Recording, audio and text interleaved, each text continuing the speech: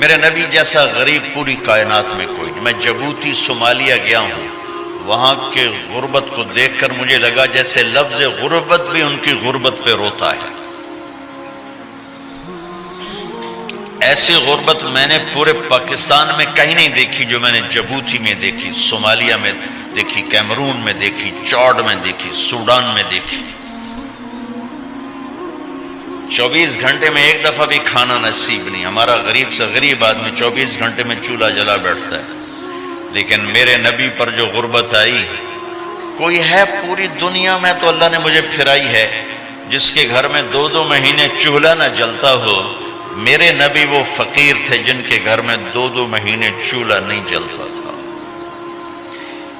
ایک رات آپ سوئے ہوئے، کبھی یوں کروڑ بدلے اور کبھی یوں کروڑ بدلے، بار بار حضرت عائشہ کے ساتھ۔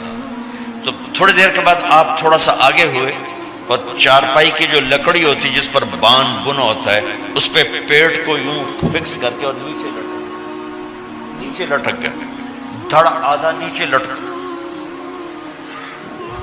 فکان قاب قوسین او ادنی۔ واہ واہ واہ، کیا مقام ہے قاب قوسین، اور کیا حالات سے گزر رہے ہیں کہ یوں آدھا دھڑ نیچے لٹک گیا۔ ام عائشہ اٹھ کے بیٹھ گئی، یا رسول اللہ خیریت کیوں؟ آپ اٹھ کے بیٹھے، کہا عائشہ بھوک بہت لگی، بھوک بہت لگی، اس لیے پریشر دیا تاکہ وہ جو بھوک کی طلب ہے نا میدے میں، اس کو پریس کیا، اس لیے پتھر باندھتے تھے کہ وہ پیچھے چلا جائے۔ اب مسجد میں تشریف فرما تھے، ایک صحابی نہ کر کہ یا رسول اللہ یہ دیکھیں کپڑا ہٹایا، یہ دیکھیں میں نے پیٹ پہ پتھر باندھا۔ جن کے لیے کائنات بنائی، جنہیں اپنا حبیب کہا، جن کے چہرے کی قسمیں اٹھائیں، والضحی، جن کی زلفوں کی قسمیں اٹھائیں، واللیل اذا سجا، جن کے منہ سے نکلے بول کی قسم اٹھائی، وقیلہ، جن کے کتاب کی قسم اٹھائی، والقرآن المجید، جن کے شہر کی قسم اٹھائی، وہذا البلد الامین۔ اتنی بڑی ہستی، آپ نے کہا ذرا ادھر دیکھو، آپ نے پیٹ سے کپڑا ہٹایا تو آپ نے 2 پتھر باندھے، دیکھو میں نے 2 باندھے۔ کوئی ایسا فقیر ہے دنیا میں؟ دکھاؤ۔ عائشہ بھوک بہت لگی تو اللہ کے تو حضرت عائشہ رونے لگی، کہا یا رسول اللہ پھر آپ اللہ سے مانگتے کیوں؟ کہا عائشہ نہیں مانگوں گا، اسی بھوک میں اللہ سے ملاقات نہیں مانگوں۔ مجھ سے پہلے میرے جو بھائی آئے انبیاء، وہ اسی فقر میں گئے، میں بھی اس فقر میں جاؤں گا۔ اپنے گھر میں یہ دکھ رکھا، اپنی اولاد کے ذبح ہونے کو قبول کیا تاکہ آئندہ آنے والی امت کا غریب طبقہ گلہ نہ کرے، شکوہ نہ کرے، حرام راستوں پہ نہ جائے، غلط راستوں پہ نہ جائے، اور مالدار فخر نہ کرے میں کوئی بڑا آدمی بن گیا ہوں، میری اتنی بڑی فیکٹری بن گئی ہے، میری اتنی بڑی کمائی ہو گئی ہے۔ یہ نہ یہ بڑائی کی چیز ہے، نہ وہ چھوٹائی کی چیز ہے۔ جس سے اللہ راضی ہے وہ بڑا ہے، جس سے اللہ ناراض ہے وہ چھوٹا ہے، چاہے غریب ہے چاہے مالدار ہے۔ حضرت عائشہ فرماتی ہیں بیٹا 2 مہینے گزر جاتے تھے، ہمارے گھر میں چولہا نہیں جلتا تھا، چولہا نہیں جلتا تھا، 2 ماہ گزر جاتے تھے۔ ایک دفعہ باغ میں تشریف لے گئے، عبداللہ بن عمر آپ کے ساتھ ہیں، صبح کا وقت ہے تو اب کھجوریں گری پڑی، جو ملک نہیں ہوتی نا، کسی کوے نے ٹھونگ ماری، کسی طوطے نے اس کو ایسے ہی وہ اس کو ٹک دیا اپنی اس کے ساتھ چونچ کے ساتھ، تو وہ گر پڑی۔ اب اٹھا کے صاف کر کے کھا رہے تھے اور عبداللہ سے کہہ رہے تھے عبداللہ تو نہیں کھاتا؟ انہوں نے کہا جی مجھے بھوک نہیں ہے۔ آپ نے کہا عبداللہ مجھے بھوک ہے، آج 4تھا دن ہے میں نے کچھ نہیں کھایا، 4تھا دن۔ تمہیں کوئی ہے جس کے ہاں 4 دن فاقہ چلتا ہو؟ آج 4تھا دن ہے میں نے کچھ نہیں کھایا۔ ہمارے دسترخوان پہ کتنا کھانا اٹھا کے کوڑے کے ڈھیر میں جاتا ہے، آج 4 دن گزر چکے ہیں میں نے کچھ نہیں کھایا۔ ہذہ صبح رابعۃ ما ذقت شیئا، آج 4تھی صبح میرے اوپر طلوع ہوئی ہے، ایک لقمہ نہیں کھایا۔ آپ مسجد میں بیٹھے تھے، کعب بن عجرہ آئے تو آپ کو دیکھ کر ایسے کہنے لگے یا رسول اللہ مالی اراکا متغیر اللون، یا رسول اللہ آپ کا چاند سا چہرہ چمکتا آج مرجھایا ہوا کیوں نظر آ رہا ہے؟ تو آپ نے یوں دیکھ اپنے پیٹ پہ یوں انگلی رکھ کر کہا ما دخل جوفی ما يدخل جوف ذاتک منذ ثلاث، کہا آج 3 دن گزر چکے ہیں، پیٹ میں ایک روٹی کا ذرہ داخل نہیں ہوا، ذرہ، لقمہ نہیں ذرہ، روٹی کا ایک ذرہ پیٹ میں داخل نہیں ہوا۔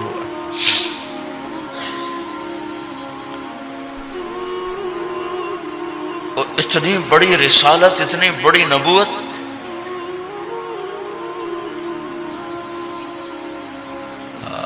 اپنی امت کے غریبوں کی تسلی کے لیے اور اپنی امت کے مالداروں کو سبق دینے کے لیے کہ اللہ رزق دے تو اپنی حیثیت نہ بھولو، اور اللہ نہ دے تو اپنے حبیب کی قربانی نہ بھولو۔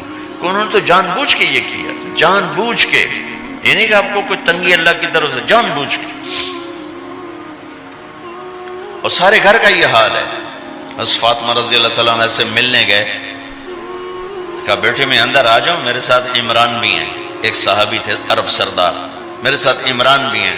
کہا ابا جان میرے گھر میں اتنی چادر نہیں کہ اپنے آپ کو چھپا سکوں، پردہ کرنے کے لیے میرے پاس چادر کوئی نہیں، تو آپ نے اپنی چادر اندر دے دی، کیسے پردہ کرنا، تو لپیٹ لی۔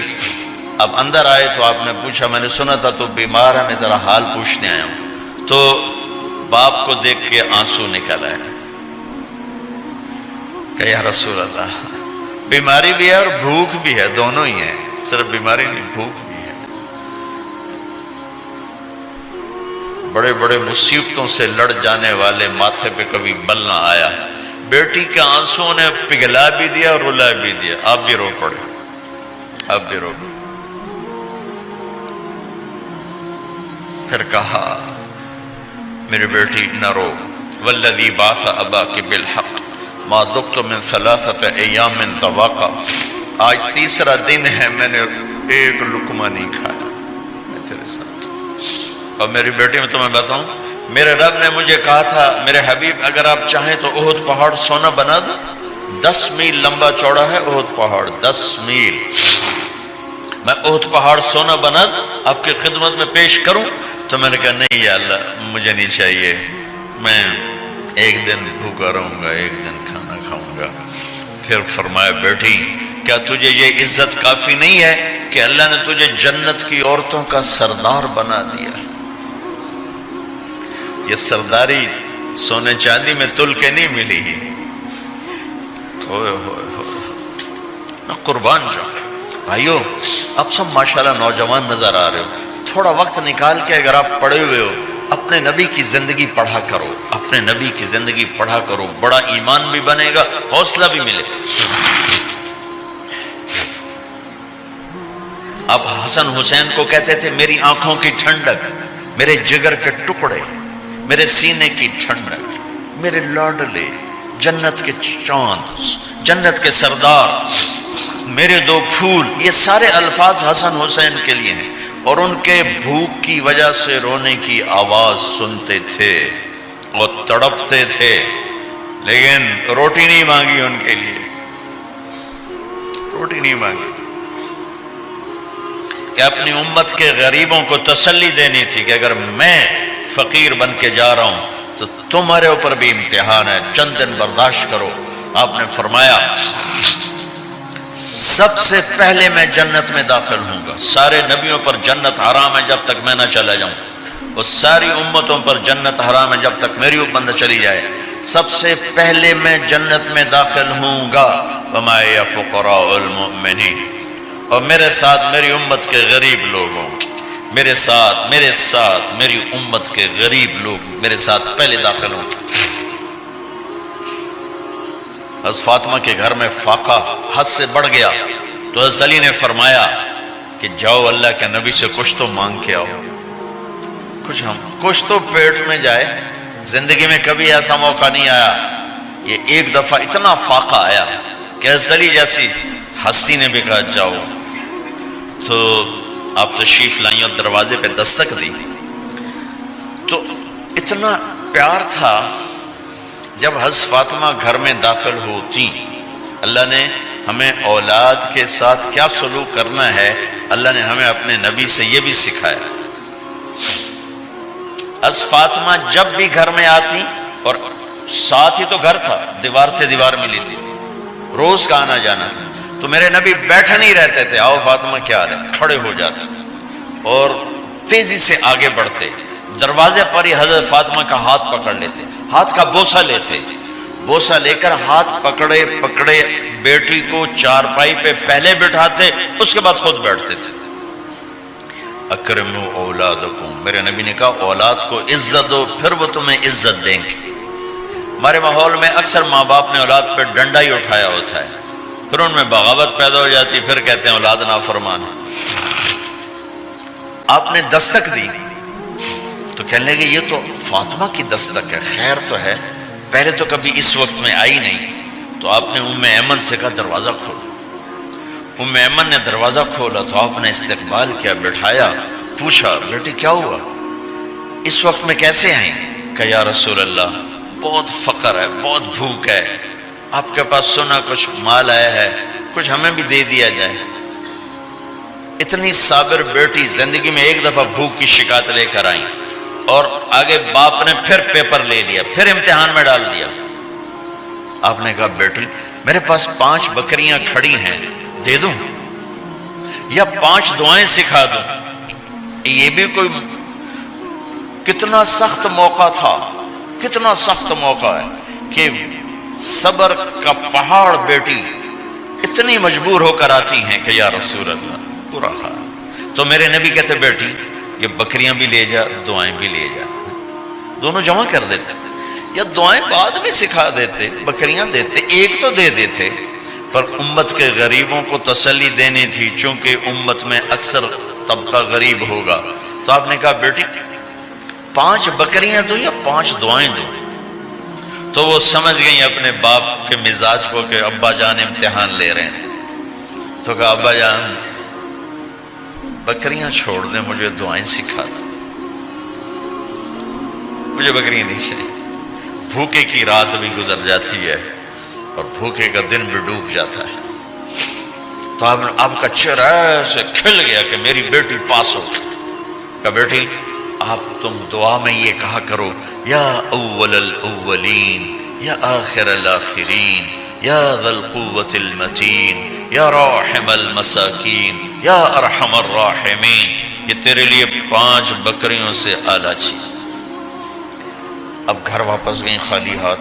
حضرت علی نے فرمایا تو کچھ بھی نہیں لائی؟ کہ نہیں لائی ہوں، بہت کچھ لائی ہوں. کہ کیا؟ کہ میں دنیا لینے گئی تھی، آخرت لے کے آ گئی. ذهبت للدنیا وجئت بالآخرہ. تو حضرت علی نے فرمایا تیرا آج کا دن سب سے اعلیٰ دن، خیر ایام کی حال. داماد کا امتحان لے لیا، حضرت علی کو بلا لیا. علی 5000 بکریاں دوں کہ 5 دعائیں دوں؟ اس وہاں تو 5 بکریاں، اب 5000 کر دیں. علی 5000 بکریاں لیتے ہو یا 5 دعائیں لیتے؟ تو بھی سمجھ گئے کہ آج میرا محبوب مجھ سے امتحان لے رہا ہے کہ علی کتنا کو مضبوط ہے اپنے ایمان میں. اور واقعے میں نے بتا دی کیا گزر رہے. آدمی اپنی بھوک سہ لیتا ہے، اولاد کا رونا برداشت نہیں ہوتا ہے.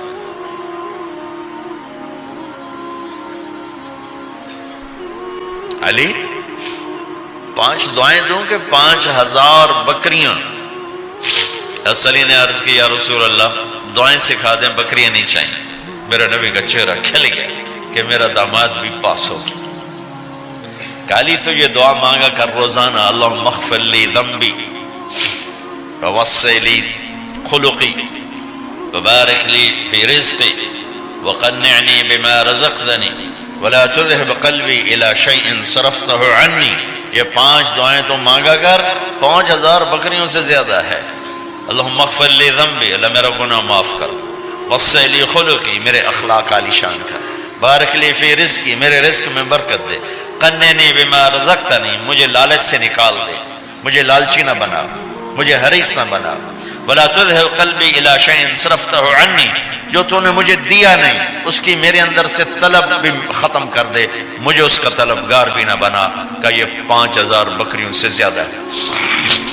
میں نے تھوڑا سا اپنے نبی کے گھر کا نقشہ آپ کو بتایا کہ یہ چند دن صبر کی دنیا ہے، اللہ راضی ہو گیا تو موت سب سے خوبصورت پیغام